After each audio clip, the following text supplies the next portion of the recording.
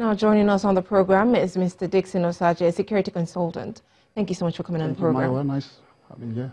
Good. We just heard the acting IGP speak about the elections and, also issue some kind of warning.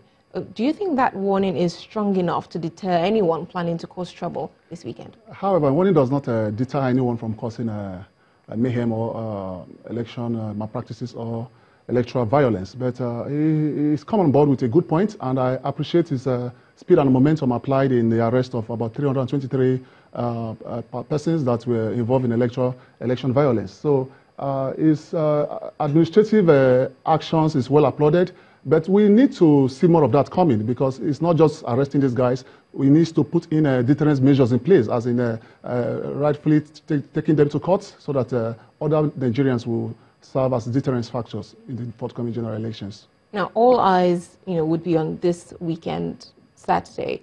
What should be done differently, from what they did the last time?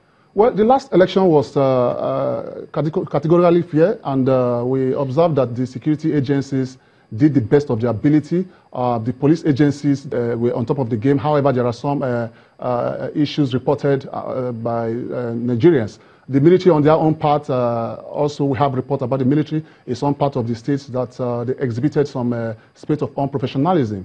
But in looking forward to the forthcoming general election, the the governorship election, we knew that the Electoral Management Board has two wings. That is the INEC and the SIEC. That is the State Independent Electoral Commission, who are basically in charge of the governorship election and the State House of Assembly elections. So the security applications should be in a form of responsive and proactive measures. When I say responsive and proactive measure is that you saw the incident that took place at Okota or somewhere in Festac or Agor, something like that, where some hoodlums came and cut away with the election materials. Peradventure, there are deterrence measures and a responsive team that would have contained that incident. I think those guys would have been apprehended, and that destruction would have been achieved. So when you say deterrence measures, what exactly do you mean? When I say deterrence measure, I'm talking about measures put in place to ensure that people who commit electoral malpractice or find themselves in electoral violence,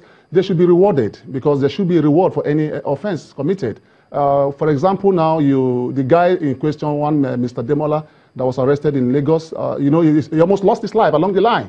And to the glory of God, he survived that gruesome assault. So the deterrence measure here in place is that he should face the course of the law. And when he faces the course of the law, minimum 3, 4, 5 years, or whatever the law prescribes, that will serve as a general deterrence measures, because deterrence measures are measures put in place to ensure that people who think they are free to commit crime and go away will not go scot-free. Looking at conflict entrepreneurs, for example, people who feed on conflicts, people who support hoodlums, people who ask Nigerians to go and commit violence, those set of people should be placed on a high deterrence measures, in the sense that they should be rewarded in whatever event they find themselves. Now, if he's been arrested, as well as other people, I do believe that the course of law will take its place. Okay. I think it's a process. So, are you saying that it should be sped up so that the moment they're arrested, they're taken to court immediately? Is that what you're trying to? Yes, that's what I'm trying to say. You saw the incident of the CJN of Nigeria and the speed and momentum that was applied.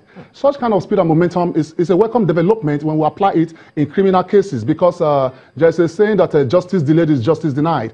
Now, if you are caught in electoral violence, there are two ways to investigation. The IGP stated that there are still investigation ongoing. Now, there is the preliminary investigation, which I believe they've done, and the follow-up investigation. So when they ascertain the preliminary investigation, before the follow-up investigation, in gathering more intelligence on people who are involved in such cases, because it might not be a standalone action. It might be a coordinated action.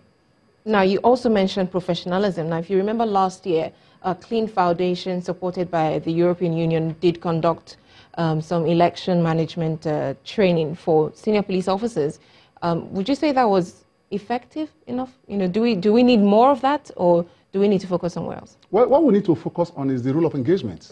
In the Nigerian police, the Nigerian army, and all security parastatals that are involved in the last election. I understand the Inspector General of Police has written his own report to the to INEC. I also expected all security agencies that participated in this election to also send a report to the INEC. So from that report, they will analyze what went wrong and countermeasures to be applied. Because election is the INEC's business. It's not the security business. So the INEC itself has the constitutional power to invite the security agencies in a space that when you carry out security mapping of the entire nation, ascertaining where the possible threat might come in, the INEC will advise the security agencies. Section 29, subsection 3 of the Nigerian Constitutions of the Electoral Act mandated INEC to call up the military or the police if need be. So let's not look at this election process as the police business. It's the INEC business. And now, why most international community are interested in this election process? Some people were crying that they shouldn't be involved. No, they should be concerned advisory-wise, not administrative-wise. Because when I say advisory-wise, is that if anything goes wrong in Nigeria, the African will affect, it will affect Africans, and it's also going to affect the globe. And that is why the 1951 Geneva Convention spoke on the right of the refugee. Now, what that convention was saying is that after the Second Civil War, a lot of people were migrating from one country to another in order to save themselves from possible prosecution. So a lot of those refugees were returned back to their homeland. Now, the convention of 1951 was a convention of non-refoulement. When we talk about non-refoulement, it's a process whereby you don't have the powers to return a refugee back to his own country. So most people migrated during conflicts and during crisis and during war. So international community, why they are so interested in this issue is that peradventure anything goes wrong in this country, whoever is fleeing this country or whoever is running away from this country to go and seek refugee or asylum, need to come to the rescue. They don't have any powers to send them back because there is a refugee convention binding them, and so that is why they are protecting themselves, their interests, so that whenever anything goes wrong, they shouldn't pay the price for what they never cost. Thank you so much for coming on the program, Mr. Dixon Osaje, security consultant. Thank you.